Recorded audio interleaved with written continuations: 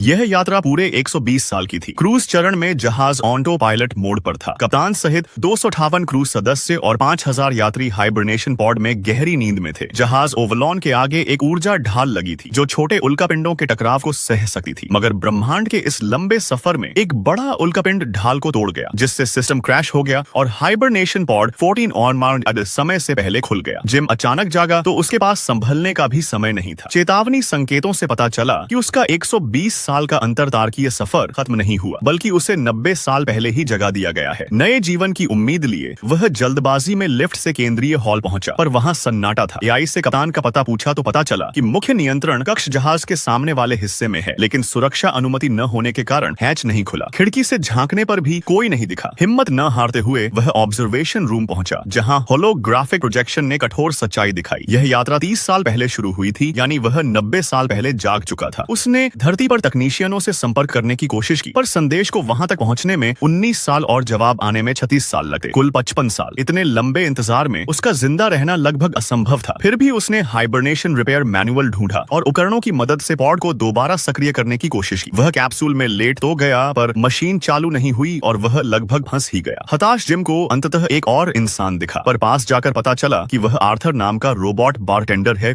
Arthur ने बताया कि जहाज पूरी तरह सुरक्षित माना गया था, इसलिए हाइबरनेशन दोबारा शुरू करने की कोई व्यवस्था ही नहीं है। अब सच साफ था, यदि कोई चमत्कार न हुआ तो जिम को विशाल ब्रह्मांड में अकेले ही मरना होगा। हार न मानते हुए उसने कॉकपिट तोड़ने की कोशिश की, मगर मजबूत हैच को कोई नुकसान नहीं पहुंचा।